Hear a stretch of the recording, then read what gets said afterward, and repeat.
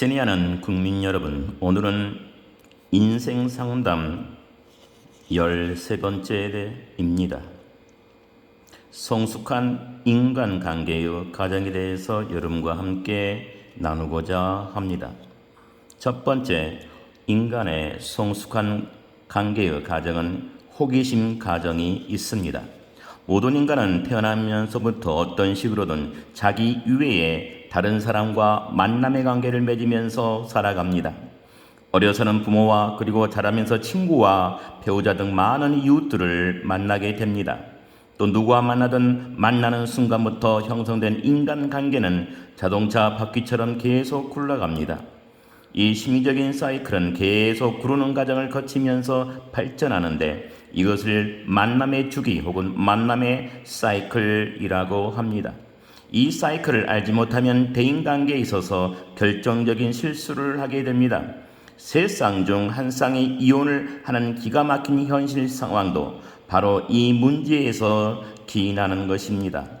인간관계가 형성되는 모든 만남에는 일정한 단계가 있습니다. 이해하기 쉽도록 남녀관계를 예로 들겠습니다. 두 사람은 만나는 첫 순간에 상대방에 대해 호기심을 느낍니다.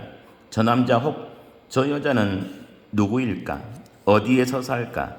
직업은 무엇일까? 결혼은? 성격은? 등등 끝없는 호기심이 솟구칩니다. 이것이 호기심 단계입니다.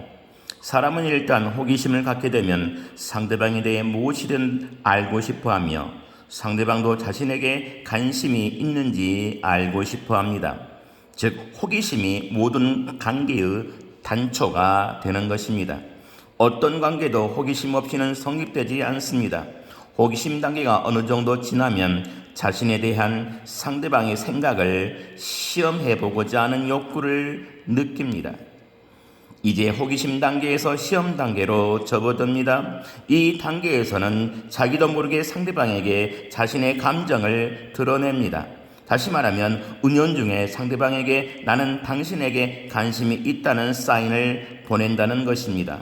그러나 자존심 때문에 겉으로는 속마음을 숨기려고 합니다. 오히려 짐짓 무관심을 가정하기도 합니다. 하지만 눈빛이나 얼굴 표정으로 상대에 대한 관심을 읽어내는 일은 어렵지 않습니다. 이때 모든 행동을 상대와 연결시켜보려는 시도가 진행됩니다. 상대를 의식하여 행동하거나 우연을 가장하여 상대와 어울릴 수 있는 구실을 만들어냅니다. 예를 들어 평소 커피를 잘 마시지 않는 취향인데도 자판기에서 커피를 빼다가 대접하기도 하고 괜한 핑계를 대가며 부탁거리를 만들기도 합니다. 남학생 같으면 관심 있는 여학생에게 다가가 지난번 강의를 빠져서 그러는데 노트를 빌려달라는 식의 어떻게든 둘만의 특별한 관계를 만들려고 예를 쓴다는 말입니다. 이때 대상이 된 이성은 이런 태도에서 자신에 대한 상대방의 관심을 읽습니다. 이런 행동을 보이지 않는다고 해도 유난히 얼굴을 붉힌다거나 몹시 어색한 행동거지로 자신의 마음을 은연중에 드러내게 됩니다. 이런 식으로 서로의 관심을 확인한 두 사람은 둘만이 아는 은밀한 교감을 나누어 갑니다. 즉 시험에 통과한 것입니다. 이 시기가 지나면 애정기가 찾아옵니다. 이때는 서로를 향한 애정을 구체적으로 표현합니다. 같이 시간을 보내고 음식을 먹고 공통의 관심사를 찾아내서 서로 맞춰나가는 작업을 합니다. 애정기에 진입한 두 사람의 사랑에 불이 붙습니다. 미국 사람들은 이런 시기를 가리켜 허니타임이라고 합니다.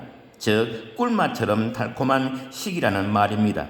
하지만 이것은 난센스입니다. 그들이 사랑을 이렇게 달콤한 것으로만 여기기 때문에 이 시기가 지나면 소중한 인간관계, 특히나 부부관계를 쉽게 해치게 되는 것입니다. 진정한 사랑의 관계는 이 시기 이후에 비로소 찾아옵니다. 이 시기를 가장 적절히 표현하는 말로는 아마 깨가 쏟아진다는 말이 해당될 것입니다. 깨는 꿀처럼 달콤하지는 않지만 쉽게 물리지 않는 고소한 맛을 지니고 있습니다. 이 고소한 깨가 그대로 있는 것이 아니라 쏟아지고 있다고 합니다. 이 말에는 사랑의 과정이 담겨 있습니다. 이 말의 의미는 무엇입니까? 시골에서 살아본 사람은 이 말이 왜 이 시기를 비유하는 데 쓰여져 있는지 이해가 갈 것입니다. 깨를 수확하려면 깨 알맹이가 아직 푸르고 딱딱한 껍질에 단단히 쌓여 있을 때 베어내어서 단을 묶어야 합니다. 그래야만 허실 없이 깨를 수확할 수 있습니다. 베어낸 깻단을 햇볕에 며칠간 잘 말리면 껍질이 벌어지면서 그 속에 가지런히 들어있는 하얀 깨들이 수줍게 얼굴을 드러냅니다. 이때가 바로 타작할 타이밍입니다. 타작마당에 멍석을 깔고 잘 마른 깻단을 올려놓은 뒤 거꾸로 잡고 막대기로 살살 때리면 깨가 한꺼번에 우수수 떨어집니다. 그렇게 꽁꽁 숨어있던 깨알들이 거짓말처럼 한꺼번에 남김없이 다 쏟아져 버리고 껍데기만 남습니다. 인간의 사랑도 이와 같습니다. 처음 만나 사랑에 빠질 때는 누구나 검은 머리 파뿌리가 될 때까지 잘 살 것 같다가도 막상 살아보면 깨가 다 쏟아져 버린 상태를 맞이합니다. 그렇지만 애석하게도 깨는 한 번에 다 쏟아져 버리지 일생을 두고 쏟아지는 것이 아닙니다. 그런데도 사람들은 깨가 일생 동안 쏟아질 거라고 착각합니다. 또 아무리 사이좋은 부부라도 일생 좋기만 하지는 않습니다. 비단 남녀관계, 부부관계만 이런 원칙이 적용되는 것이 아닙니다. 모든 인간관계가 다 그렇습니다. 어느새 깨가 다 쏟아져 버린 걸까? 어느 날 문득 그토록 좋았던 관계가 무너지고 껍데기만 남았다는 사실을 깨달을 때 사람들은 허탈감으로 거의 미쳐버릴 지경이 됩니다. 이때 소위 위기의 시간이라고 하는 권태기가 찾아옵니다. 일단 권태기에 진입하면 지금까지 좋게만 보였던 상대방의 모든 것이 새롭게 보이기 시작합니다. 좋은 의미에서 새로워 보이는 것이 아니라 나쁜 것을 새롭게 발견한다는 뜻입니다. 전에는 잘생긴 것 같던 얼굴이 아무 개성도 없는 얼굴로 보이고, 전에는 묻어내 보이던 성격이 우유부단하기만 보입니다. 상대방의 모든 것이 참을 수 없을 만큼 역겨워 보이기도 하고 때로 속았다는 느낌에 가슴을 치기도 합니다. 마음속으로 아유, 저런 인간이 어떻게 평생을 같이 살까? 정말 기가 막혀라는 생각이 저절로 듭니다. 사람들은 이때 또 한 번의 착각을 하게 됩니다. 처음 사랑을 시작할 때 그랬던 것처럼 또 한 번의 착각에 빠져드는 것입니다. 그러나 처음에 착각이 상대방을 사실 이상 한상으로 포장한 것이었다면 이 두 번째 착각은 상대방을 사실 이하의 한멸감으로 비하시킨 것에 불과합니다. 어느 쪽이든 착각이란 실체와 거리가 있습니다. 권태기에 빠진 사람은 자신이 느끼고 있는 상대의 모습을 실제 모습으로 여기는데 이것이 바로 착각입니다. 처음 사랑을 느꼈을 때 느꼈던 상대의 모습이 실체와 거리가 있었던 것처럼 이때 느끼는 모습도 실제와는 현격한 차이가 있습니다. 권태기에 빠진 사람은 이런 현상이 하나의 가정이라는 사실을 인식하지 못하기 때문에 심각한 위기를 맞을 수 있습니다. 호기심 단계, 시험기, 애정기처럼 권태기도 만남의 한 가정이자 단계라는 사실을 인식하지 못했기 때문에 이 시기를 견디지 못하고 그만 소중한 인간관계를 깨고 마는 것입니다. 하나의 가정으로 찾아오는 자신의 주관적인 느낌을 실제와 혼동하는 바람에 이전에 느낀 소중한 감정들이 설이 맞은 풀잎처럼 잦아들고 모든 관계를 포기하고 싶은 유혹에 빠집니다. 자신을 둘러싸고 있는 상황에서 탈출하고 싶다는 생각마저 듭니다. 상대방의 입장을 전혀 헤아리지 못한 채 스스로를 모든 관계로부터 격리시키려고 합니다. 이 상황에서 벗어나지 못한다면 정말로 심각한 상태에 빠질 수 있습니다.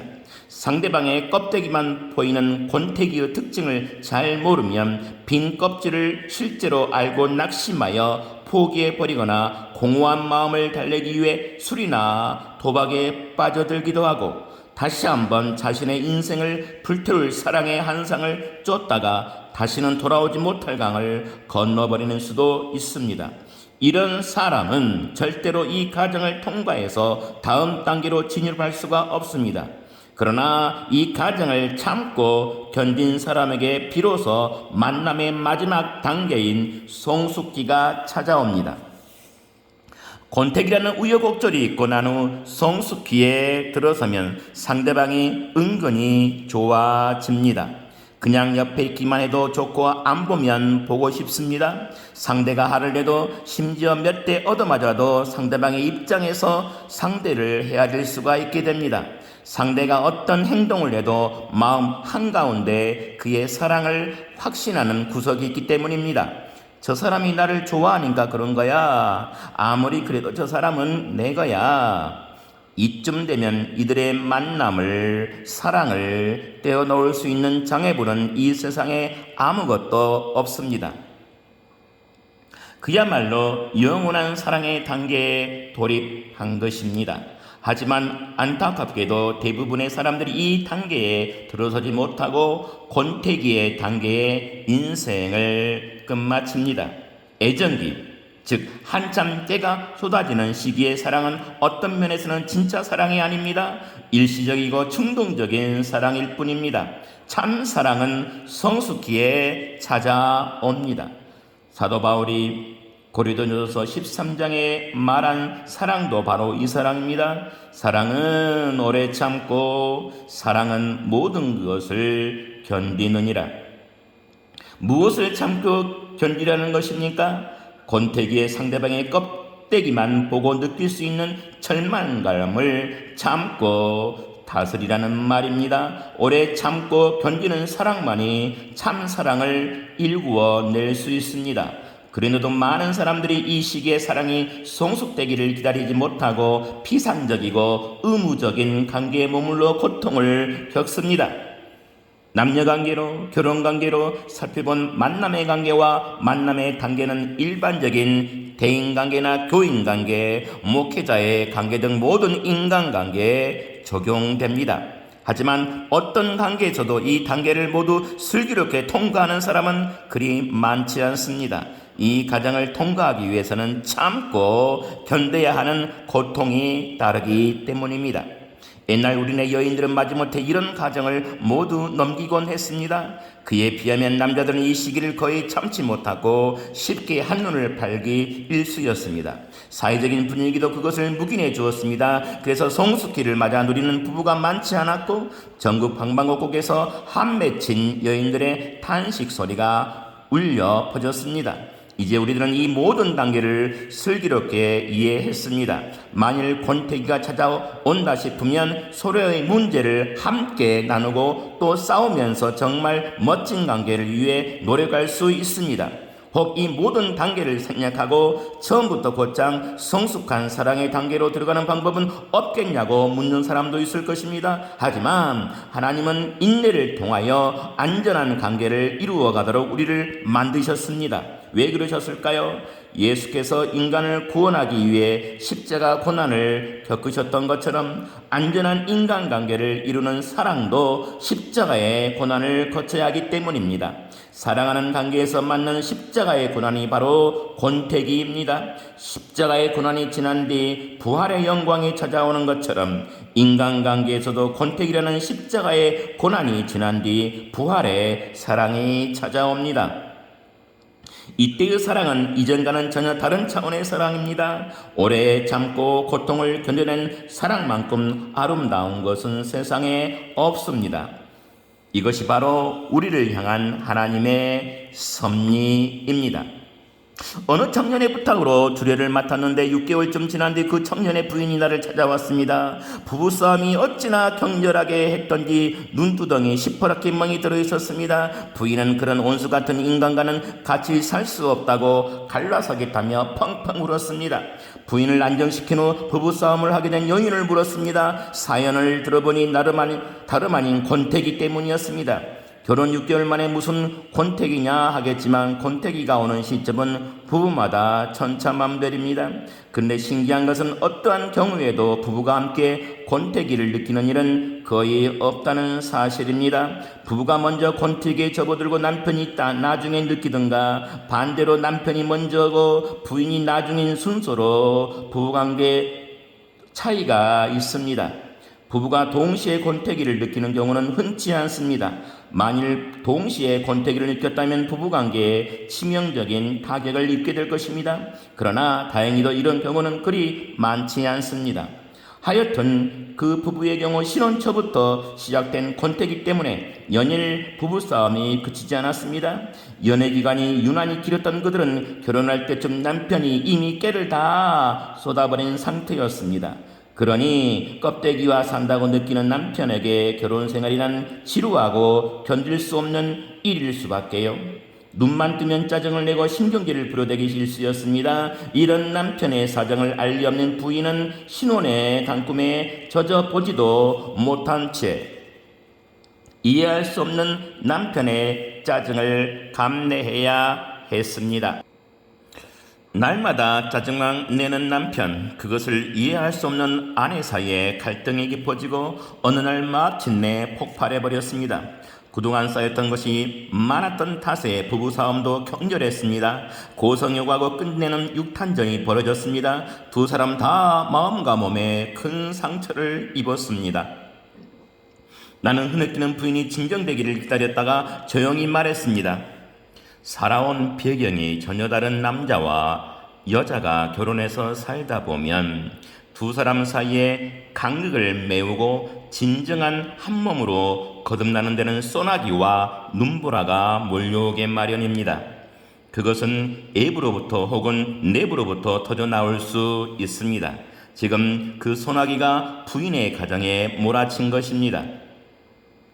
소나기가 거칠게 몰아칠 때는 몹시 힘들고 견디기 어렵습니다. 하지만 그 소나기는 두 사람의 결합을 더욱 단단히 하기 위한 십자가의 고난과 같습니다.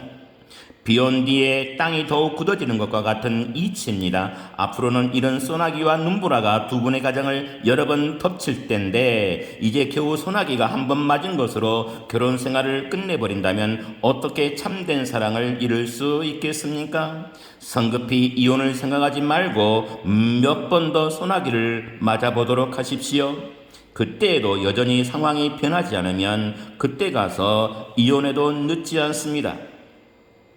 그 후 부인은 내게 다시 상담하러 오지 않았습니다. 부인의 말대로 이혼을 했는지 아니면 내 권유대로 노력하며 잘 살고 있는지 소식을 알 길이 없습니다. 그런데 어느 해인가 어느 기독교 단체가 주관하는 신년 아래식에 참석했다가 그들 부부를 만났습니다.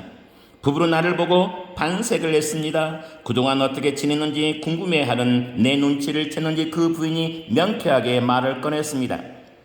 그때 저희가 이혼했더라면 큰일 날 뻔했어요. 교수님 말씀대로 소나기 몇 번 더 맞으니까 끝나버리는 걸 가지고 하마터면 그때 돌이킬 수 없는 실수를 할 뻔했지 뭐예요.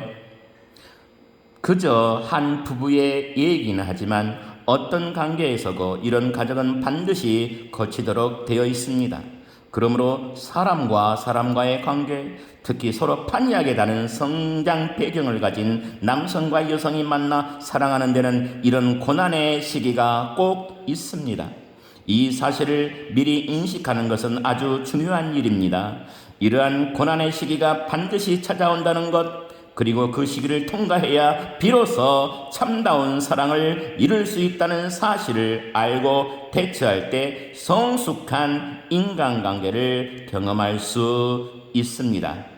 감사합니다. 주정한이었습니다. 다음 시간에 뵙겠습니다.